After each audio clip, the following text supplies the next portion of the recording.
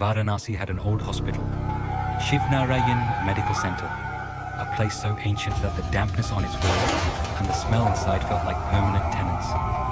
People often said that working the night shift here was nothing less than a punishment. But Anshu, a 23-year-old nurse, needed money badly, so she agreed to the night duty. The first night was fine. The second night was fine too. But from the third night onward, everything changed. 2. The strange beginning, around 2:15 a.m. Anshu was pushing the medicine trolley while checking the wards. At the very end was room number 27. Old, rarely used. She was told that this room was mostly empty nowadays, but as soon as she stepped near the door, the tube light inside was flickering. The room was supposed to be empty, yet she could hear faint footsteps inside. She thought, maybe some staff member is there. She pushed the door slightly and called out, "Is anyone inside?" The sound stopped. Silence. She walked in. The room was actually empty, but something was odd.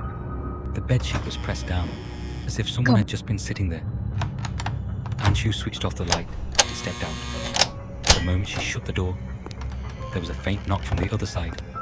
She turned back and asked, "Who's there?" No reply.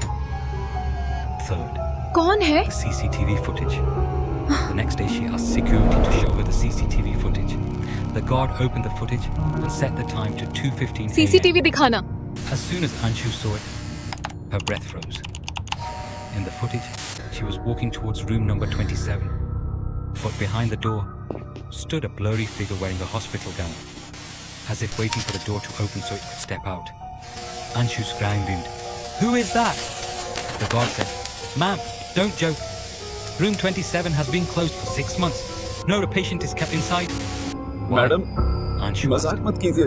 The guard stayed silent for a moment, then said, "Because last year, a patient died alone in that room.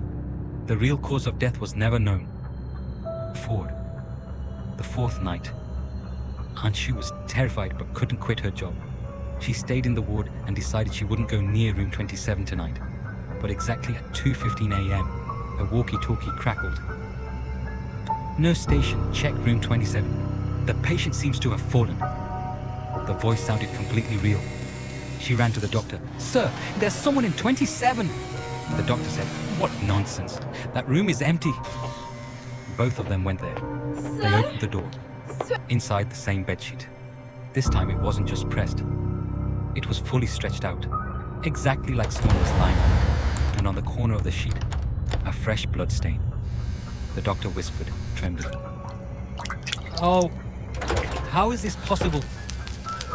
At that very moment, the ECG machine in the room started beeping on its own. Without a patient. 5. The final night, Anshu had made up her mind. No matter what happened, she wouldn't open that room again. From 1 a.m. she felt restless. At 1:30, she checked all the wards. Everything was normal.